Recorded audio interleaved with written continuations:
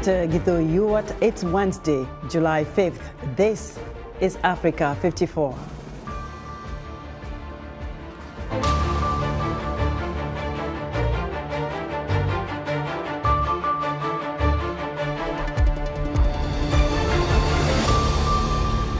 A new report by Heritage for Peace details the destruction and looting of museums and cultural sites during Sudan's civil war as parties outside Sudan quickly draw up plans to evacuate the antiquities to safety. Americans braved heat and heavy downpours to take part in the 4th of July activities Tuesday, celebrating the nation's founding. We'll have more on the pomp and color of America's 247 years of independence.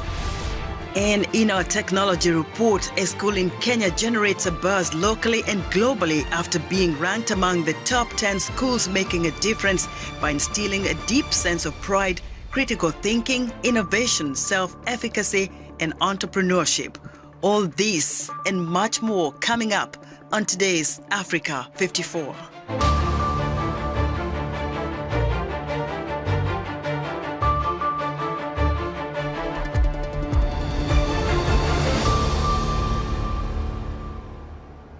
We begin in Sudan, where fighting rages on in parts of Khartoum, with reports that the army tried to cut off supply routes used by its paramilitary rivals to bring reinforcements into the city.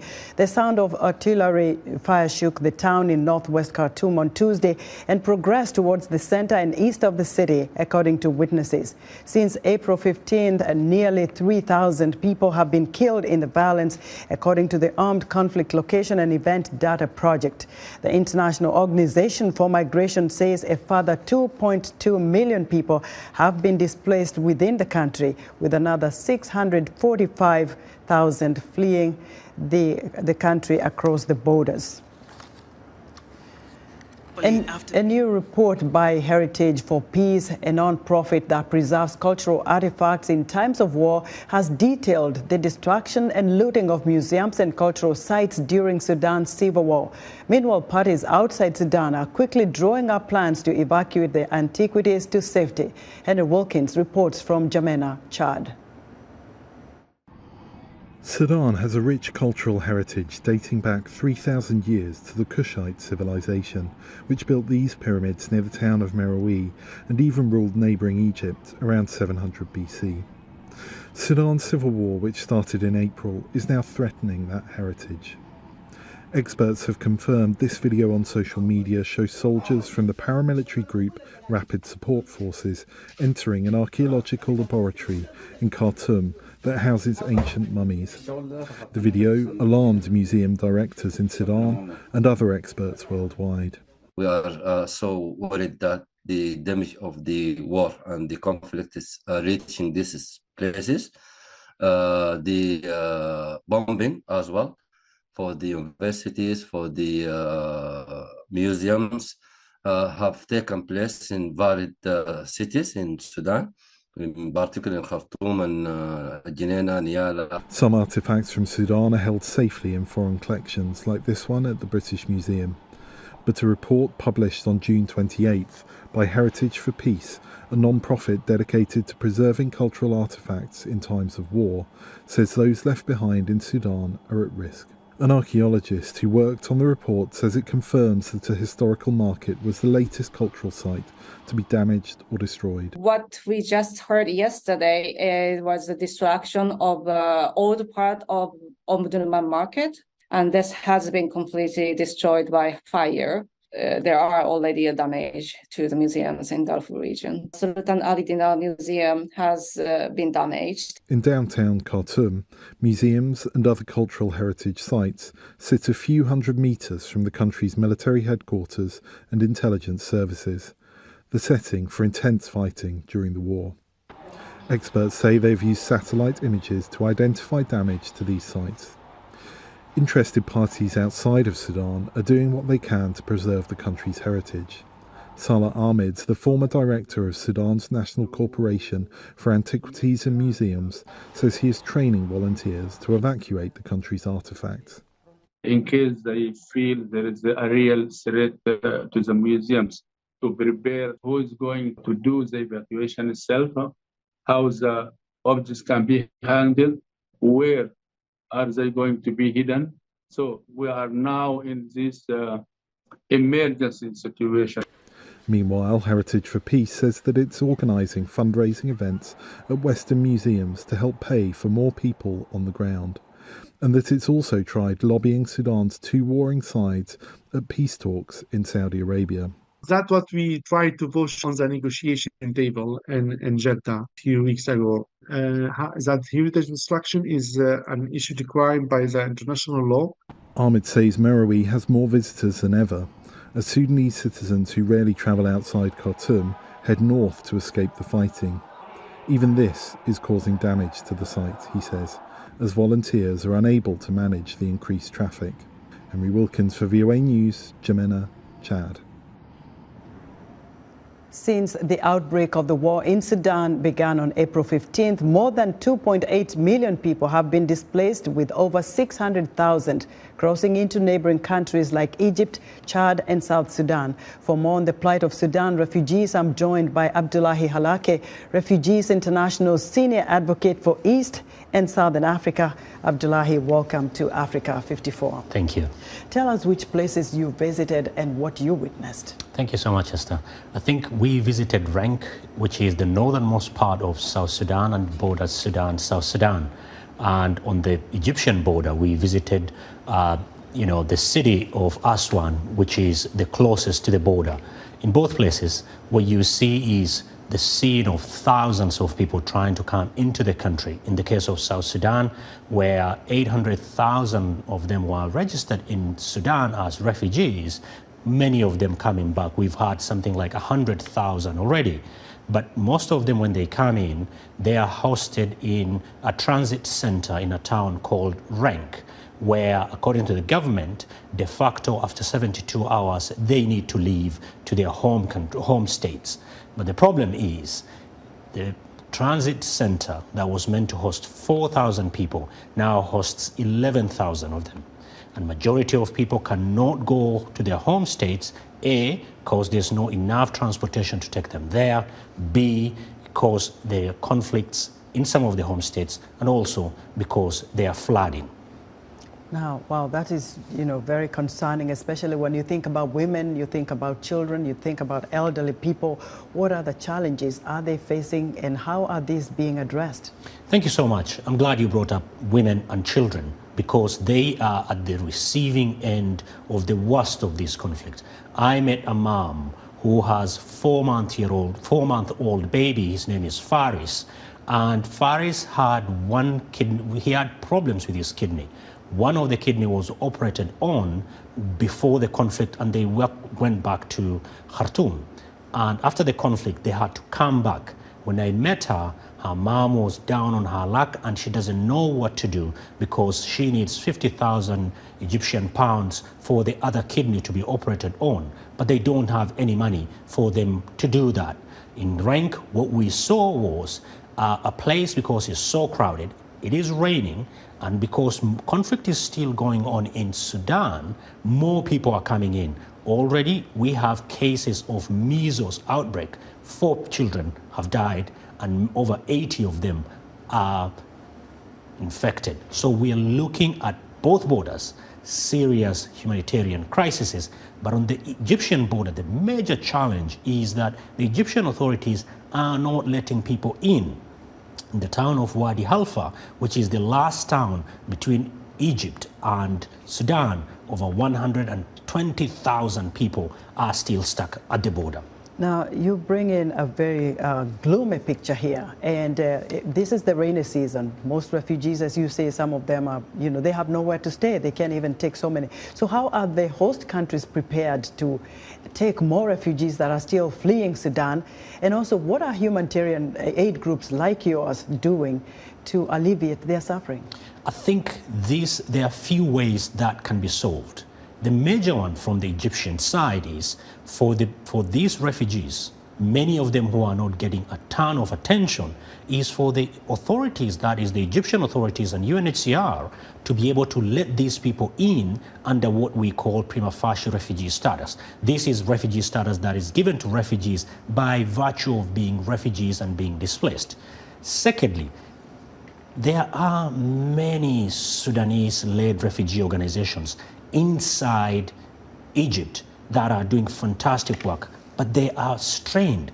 I think on the South Sudanese border, what really needs to happen is the government needs to walk away from its policy of saying that this is a transit center that can only be held for 72 hours. 72 hours. Where do they go next? That's the big question. Abdullahi, what a story. Thank you so much for your insight and for coming to the studio. My pleasure. Abdullahi Halake is Refugees International Senior Advocate for East and Southern Africa. South Sudan's leader Salva Kiir is now pledging that a delayed election set for next year would go ahead as planned and that he would run for president. Kiir has been the nation's only president since he led it to independence from Sudan in 2011. The world's youngest nation has lurched from crisis to crisis during Kiir's tenure and is held together by a fragile unity government of Kiir and Vice President Riek Machar. No other candidate has declared their candidacy, but historical foe Machar is expected to run.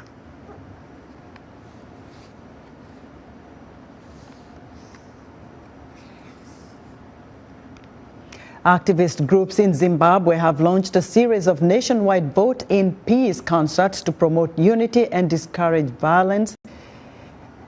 As they prepare for the August 23rd elections, government critics point out much of the past election-related violence came from the state against the opposition and their supporters. Columbus Mavunga reports from Harare, Zimbabwe. Farai Chinomona is one of the thousands who attended the first Vote in Peace concert organized by the Zimbabwe Election Support Network, a coalition of activists that promote democracy and fair voting. It was held on July 1 in Hopley, a Harare suburb once tainted by past election violence. Chinomona holds back tears as he recalls how he lost two relatives to election-related violence in 2008. I think by that I still feel the pain. I wish at that time people had been educated that violence is bad. But we need to move forward as Zimbabweans and live a harmonious life. The network of activists say they will hold a series of 150 peace concerts across Zimbabwe ahead of August 23 elections. When we participate in elections, it should be something that should be taken seriously, such that everyone is just free to go and express their will and exercise their right to vote. And so they should be in a position to do it freely without fear of any harassment and intimidation. Zimbabwe's previous elections were marred by targeted beatings and killings, especially the highly disputed 2008 election, which saw then-President Robert Mugabe re-elected. Advocacies and programs that promote peace can only work in those kind of places only if ZANU-PF disuses itself or dissuades itself from using violence as a political strategy. Therefore, my humble submission really is that anti or peace campaigns and advocacies only work in rural areas, because this is where cases of institutionalized violences generally occur.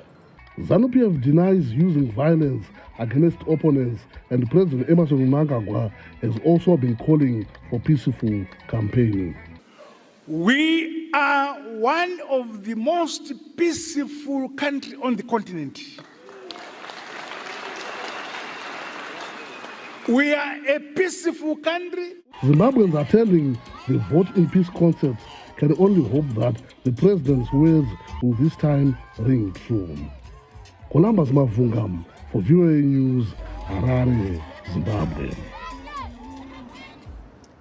People of all ages across the United States braved heat and heavy downpours to take part in the 4th of July activities Tuesday, celebrating the nation's founding with parades, hot dog eating contest, and fireworks at a time of lingering political divisions. VOA's Anthony Labruto has more.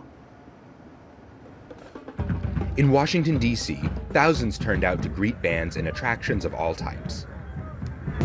what does this day mean? It's such an important holiday because I'm so proud to be an American and I'm proud to represent my state of Maryland.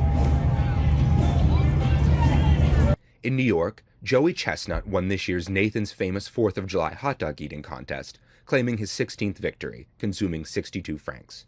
For the women's contest, defending champion Miki Sudo forced down 39.5 hot dogs and buns to claim a 9th title. Before the contest ended, spirited crowds were already gathering for the fireworks.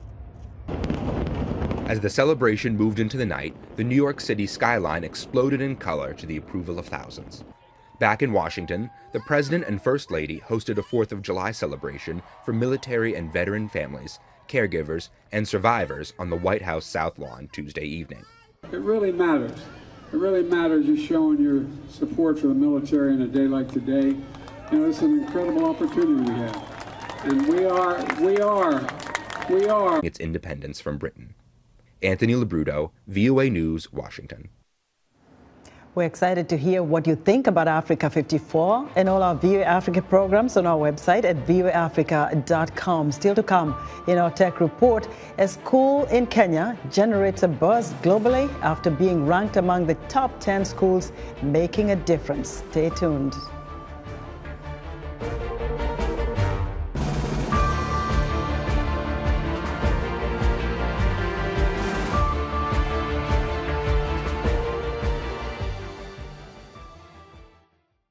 On Straight Talk Africa, the U.S. Supreme Court strikes down affirmative action programs for university admissions in the United States. Will those affected turn to the country's historically black colleges and universities? This week, we'll look at HBCUs, how they're breaking new ground and building new bridges between the United States and African countries, and why one university is now teaching American students to speak Africa's indigenous languages. Join me, Heidi Adams, on the next Straight Talk Africa.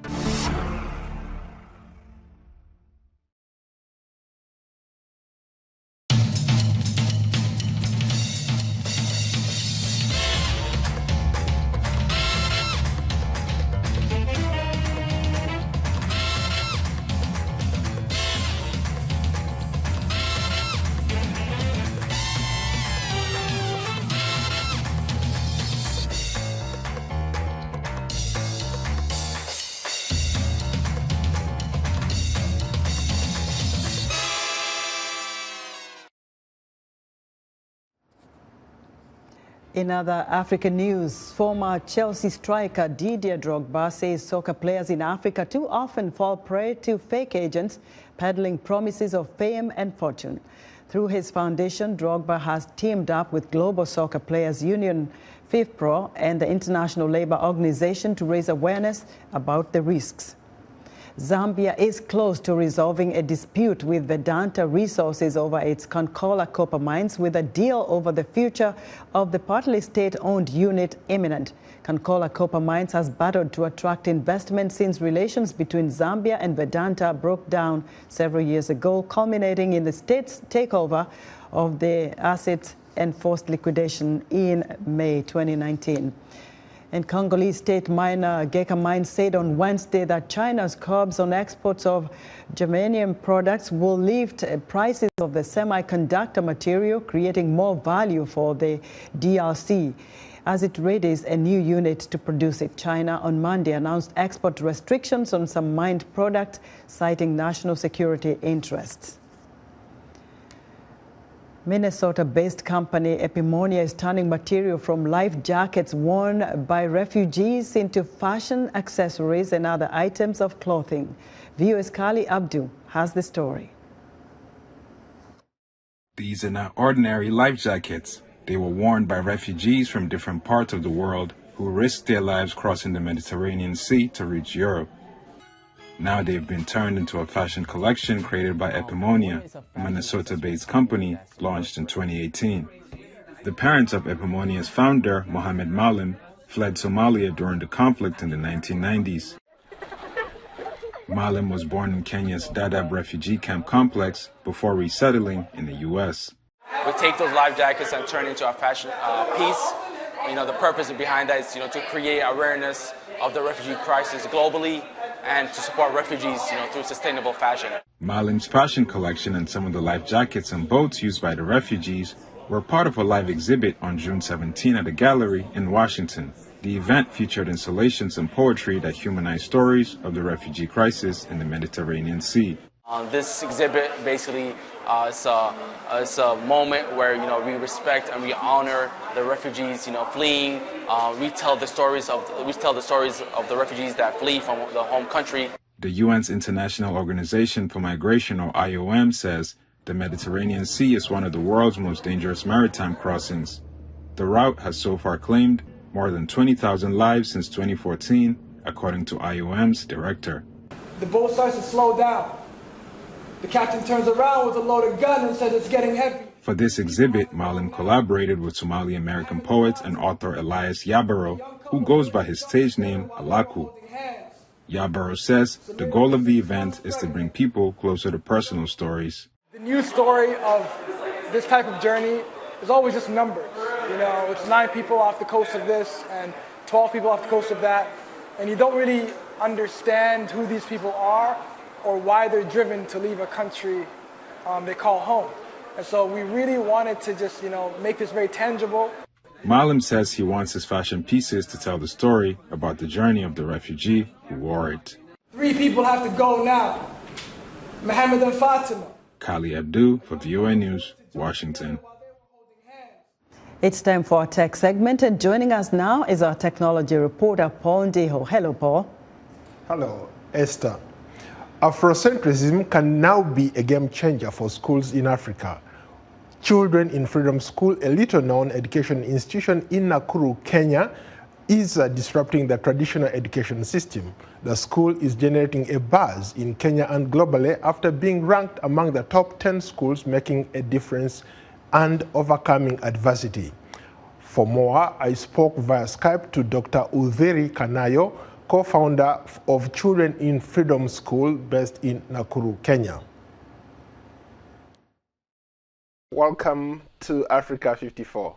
Thank you for having me. The first time I talked to you, it was during the pandemic. You had started this school. You were one of the pioneers to bring technology into schools. When the schools shut down all over the world, you came up with an e-learning model.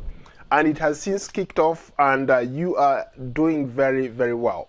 Since 2020, we've been still spotlighting the African culture and positive African narratives for our children. We come from a backdrop of a lot of negative narratives about Africa, Africans, Black people. And if we don't take it into our hands, take it into our own, make it our own responsibility to edify our children, to encourage our children and make them feel proud to be Africans. Children in Freedom School has even gone deeper and wider into Afrocentric learning, where we don't only follow the Kenyan curriculum of education, but we add value by taking children into the histories, empowering histories of the African, of the Black people, the innovations of their forefathers, the great wealth of their continent, just positive vibes about self and identity. For purposes of our audience, you talked about Afrocentric. What do you mean exactly? Afrocentric means simply Africa-centered. Africa-centered, that whatever it is that you're doing, you put your lens on Africa, African culture, African ideologies, African narratives, just the African way of life. You talked about how from the time you're kids, you're taught about Africa in a negative way. You look to the west, you look to the east, you say, hey, those places are better. If I grow up, I want to go there. Kids aspire to come to the west and to the east. How is it being received on your end? Very well, but it's taken time. So the school is now 5 years old. I can say it's taken these 5 years for people to not fear being Africa-centered or an Africa-centered institution. I could honestly say that initially there was a lot of suspicion, and it goes back to how we have been, I can say, indoctrinated or socialized in a Eurocentric way, that the African way has witchcraft, the African way is not up to speed, is not up to standard. But with time and with the outcome and outputs of the school, that children are doing just as well academically, if not better, their confidence has hit the roof. Children are so proud to be African. They love having this black color, this melanin, and it doesn't remove them away from doing technology, learning foreign languages. So we have been used to show that Afrocentrism, you can be African and proud and still be global and still embrace other cultures. What's the enrollment like? At the moment, we have 300 children in the school. You've done incredibly well. You are getting this international recognition now. You have a lot of people interested in what you are teaching these kids. Bring us up to speed. An international or global shortlisting from the world's best school prizes. The world best school prizes spotlights schools that are doing innovative work, community-based work, a work that is going just beyond the classroom, going beyond the maths and English, in making the world a better place and in using the talents of the teachers, the educators, and the learners. So we have been shortlisted in a category that is called Overcoming Adversity, which is, as it says, that the school has overcome a challenge and an adversity that's in their community, in their society. And for us, the adversity that we have overcome is the lack of the African culture, African languages, African presence in our school curriculum. Udhiri, thank you so much for your time. Thank you very much for having me, Paul. That's today's Tech Report. Back to you, Esther. Thank you, Paul, and thank you, viewers, for joining us today. And we'll see you right back here tomorrow. Good night.